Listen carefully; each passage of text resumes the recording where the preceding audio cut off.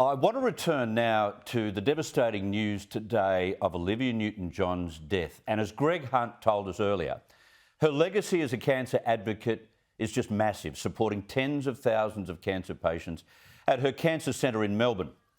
But what an impact Olivia had on the entertainment industry worldwide. And who better to look at that than music journalist and rock and roll expert Glenn A. Baker, who was the first I thought of at 6 o'clock this morning when I heard the story. Glenn, welcome. A string of deaths in the Australian music industry is never a good thing. We had Archie Roach, we had Judith Durham, that was a shock, and now Olivia Newton-John. Is it fair to say that the latter, Olivia, was close to our most loved performer? Yes, I think that is a pretty fair thing. Look, she was a very classy lady. I mean, she radiated warm feelings wherever she went, and she was so polite and so generous. But she was also innate and instinctive in her career.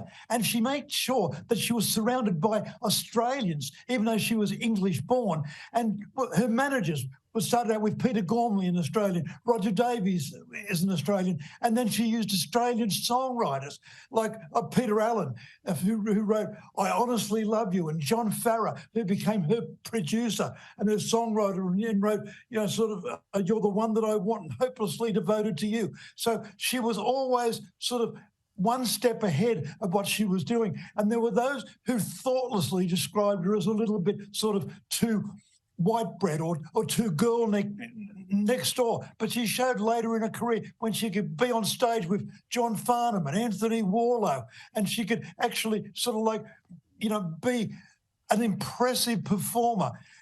I know I did one interview this morning and they played a song by my old mate Tim Rice, Don't Cry for Me Argentina. And I was just struck then just listening to it.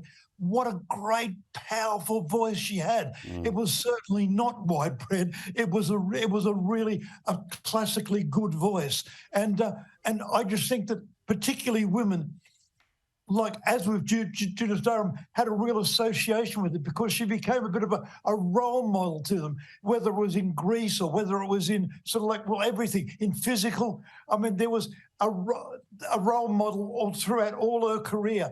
And she will be missed so very, very much. There is no question about it. Some of the biggest names in music and entertainment have paid tribute today. John Travolta, John Farnham too this afternoon, just to name a few. How do you reflect on her legacy? Because it was Judith Durham that actually carved the way for, I guess, Olivia to make a big hit in 1971 and move through there. So in some ways, you know, they passed the baton on, didn't they?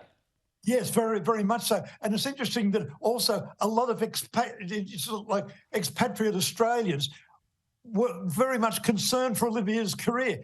I mean, Helen Reddy was one example. She actually was the one who persuaded Olivia to move from England to the United States. And interestingly enough, it was at a party at Helen Reddy's house that Olivia met Alan Carr, the producer of Grease.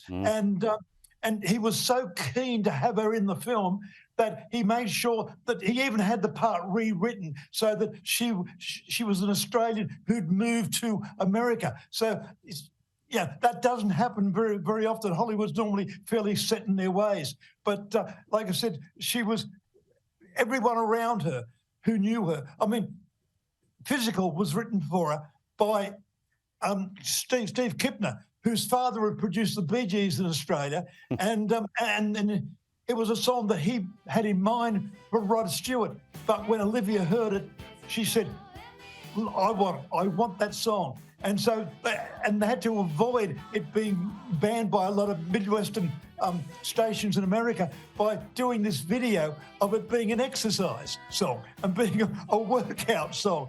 And they got away with it. I mean, it was very, very clever of them.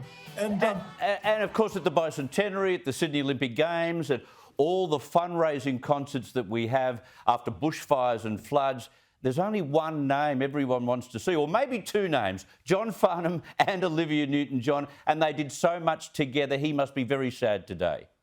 Very much so. Look, I have a personal recollection. She was at a bushfire benefit, and she arrived in a car, and I happened to be in the staging area, and she got out of the car, and she saw me, walked over, and gave me a hug and a kiss. I thought, wow, it doesn't get much better than that. It was really, but she was always, I mean, I encountered her in a number of occasions, and she was always so charming. Yeah. Like I said, there was something about, like I said, a very classy lady. Exactly. Is how I see it. You've been doing so many interviews today, but you put it so well. Great tribute, Innate Baker. Thank you so much. I bet your voice is having trouble. Thank you, mate. Great tribute.